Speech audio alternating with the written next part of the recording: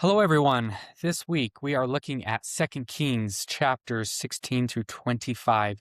There is a lot of content in this section. In particular, there's a lot of history.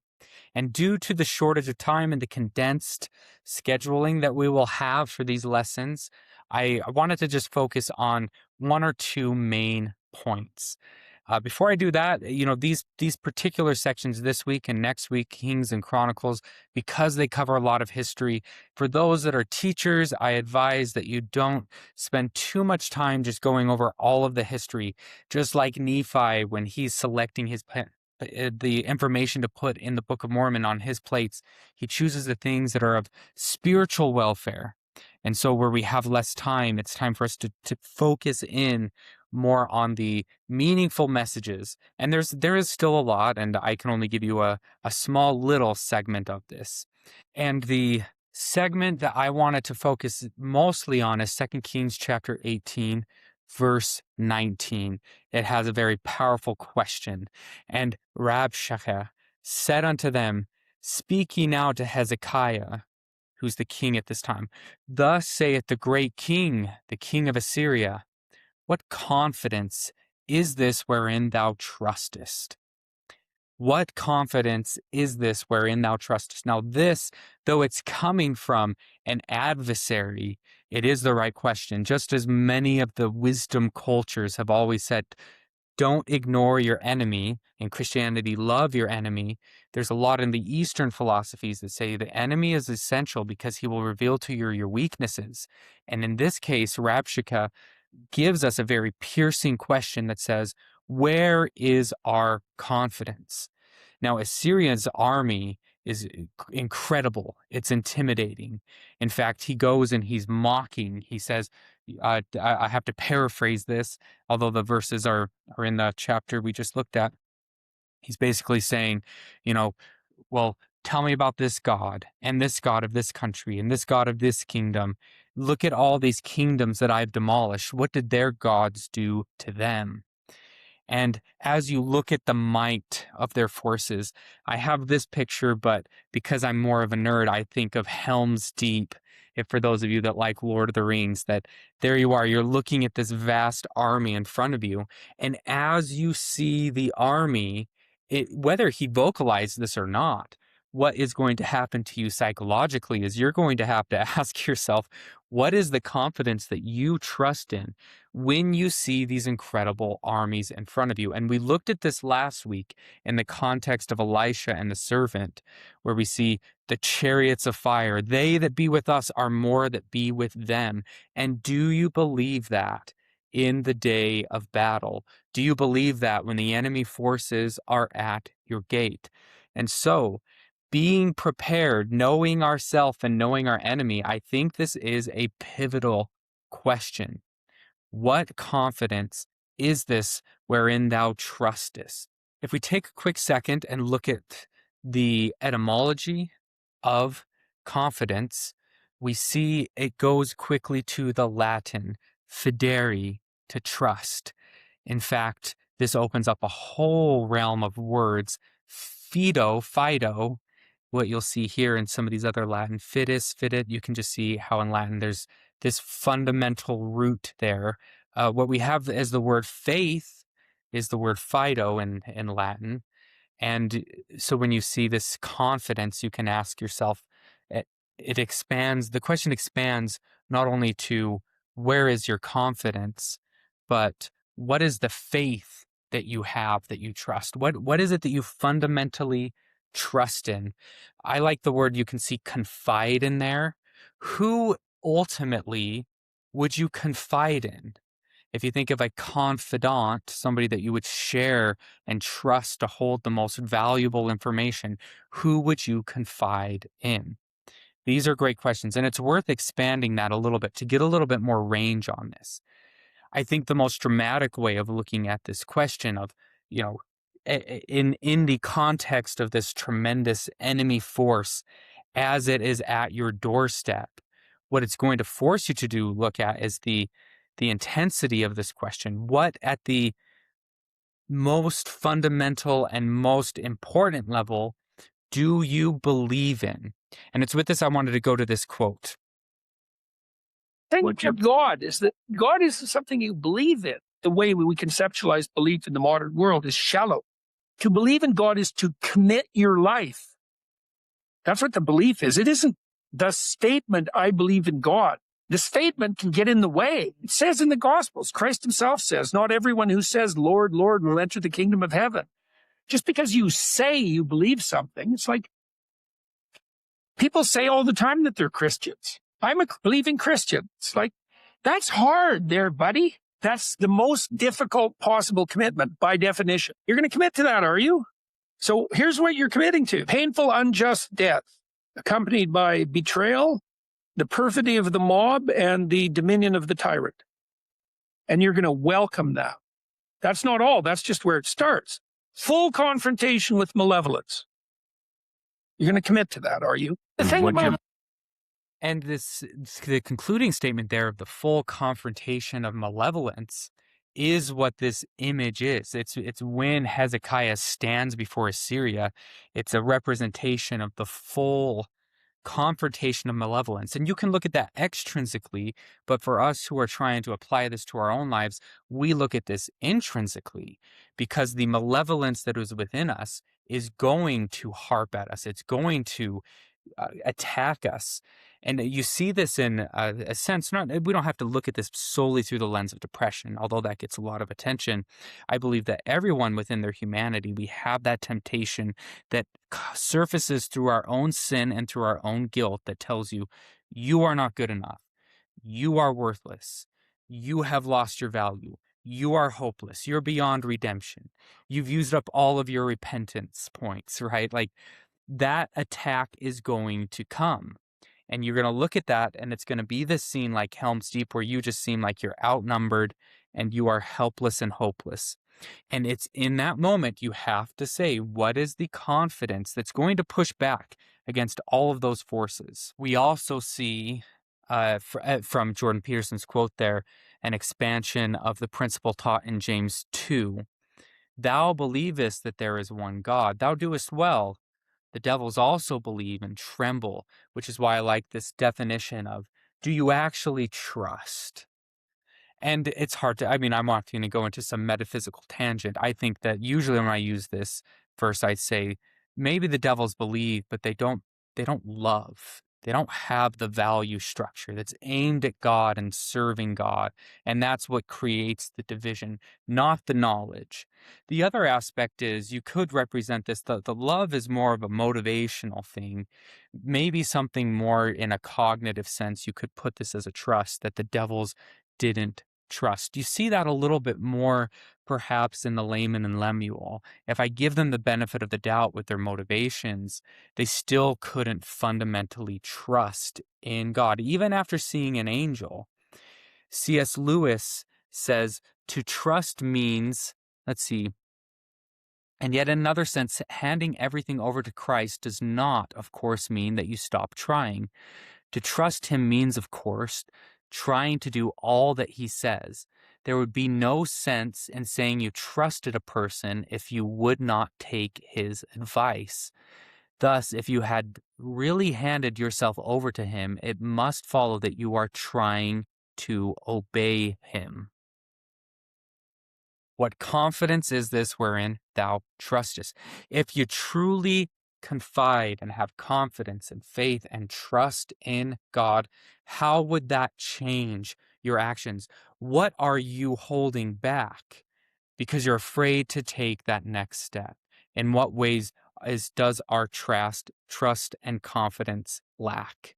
Another awful way that you're going to get this, and this is probably where we would expand this. Maybe this is a little precursor to the but if not statement that we have in the book of Daniel from Shadrach, Meshach, and Abednego, that how do you trust in God when you feel like that trust has been broken? When you have this encounter like Doctrine and Covenants 121, O God, where art thou? And where is the pavilion that covereth thy hiding place? How long shall thy hand be stayed, and thine eye, yea, thy pure eye, Behold, from the eternal heavens the wrongs of thy people and of thy servants, and thine ear be penetrated with their cries. And that's Doctrine and Covenants 121, verses 1 and 2. Now, if we took a second and looked at the most difficult and relevant application of the verse that we read, the center point here in 2 Kings 18:19, what confidence is this wherein thou trustest? The great fury of the Assyrian forces, most metaphorically, what that will be is when you feel like you are trusting God, you're following Him, you're keeping His commandments, and yet you end up in prison. You end up in Liberty Jail. It's in those moments that the Assyrian army appears before you and challenges your trust, because you feel like you have been abandoned, or that you have maybe done something very good. I've kept my part. Where are the blessings? With that, I want to have you ponder these words from Jeffrey R. Holland. One marvelously gifted man, a convert to Christianity, slowly watched his wife dying of cancer.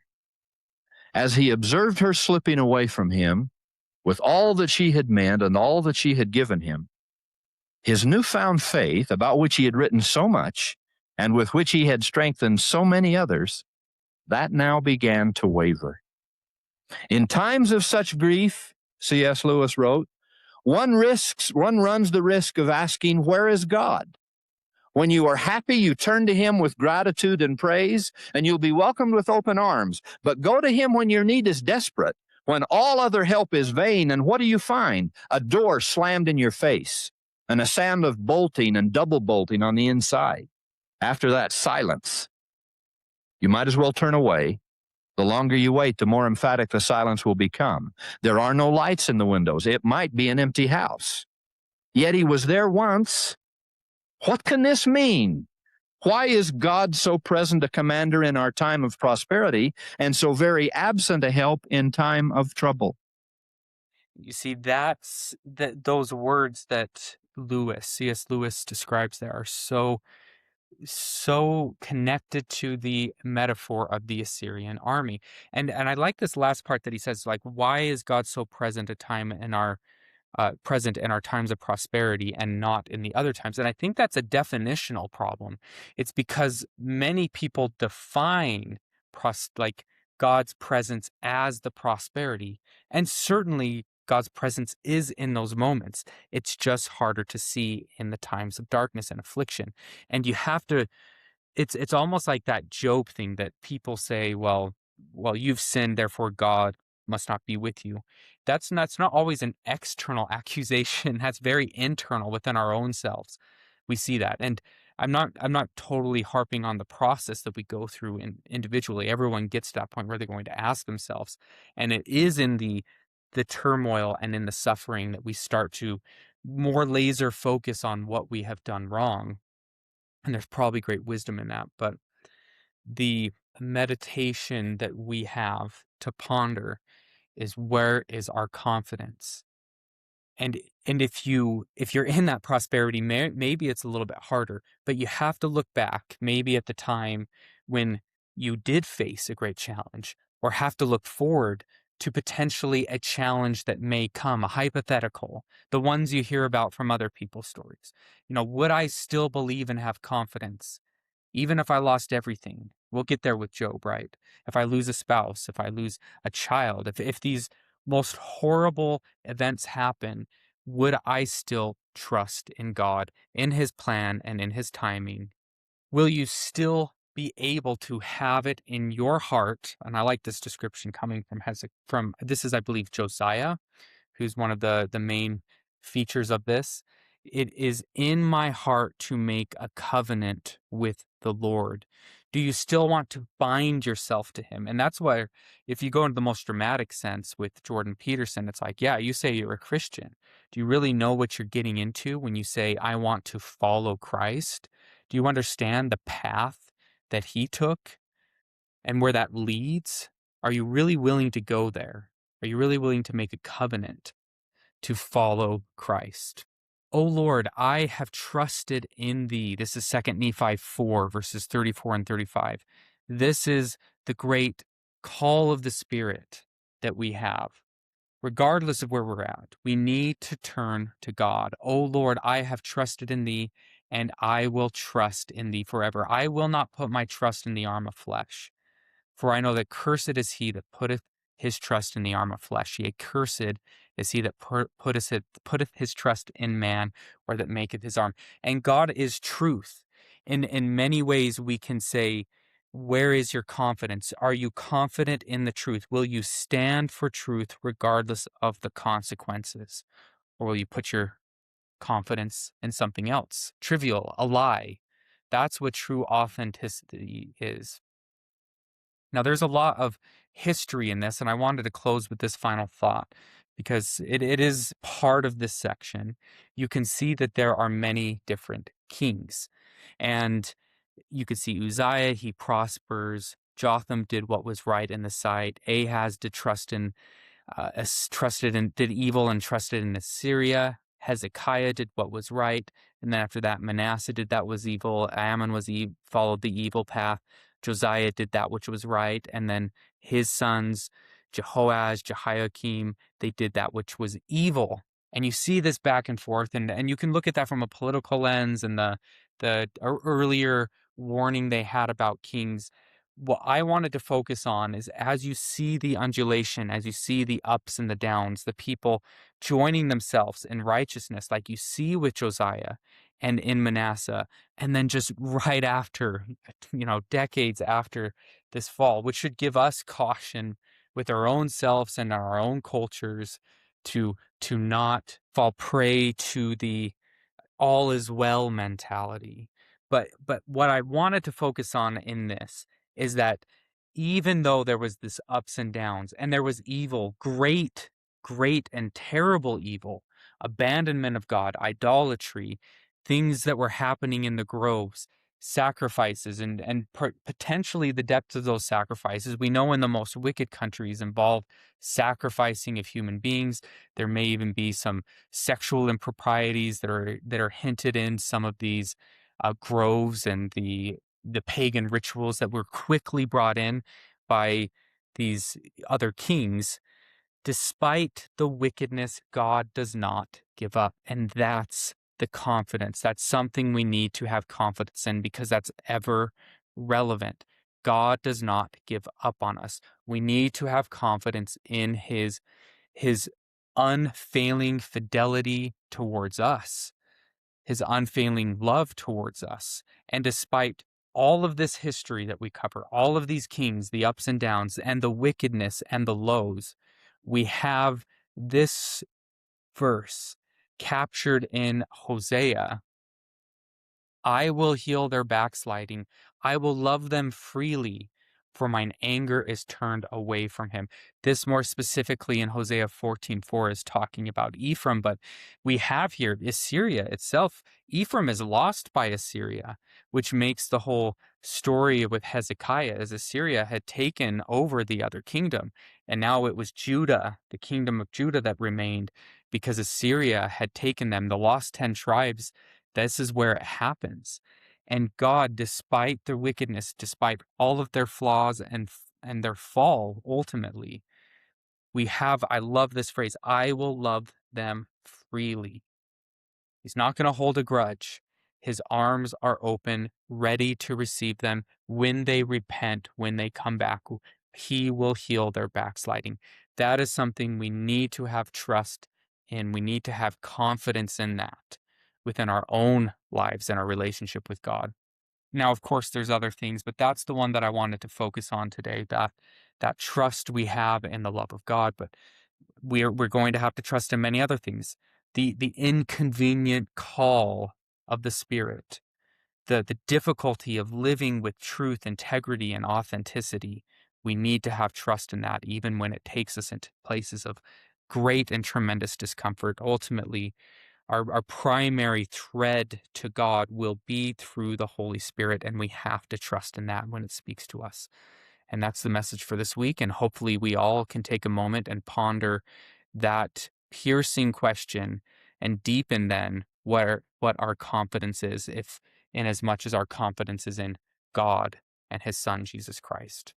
I hope that this message was meaningful to you. If you like it, please like, share, subscribe.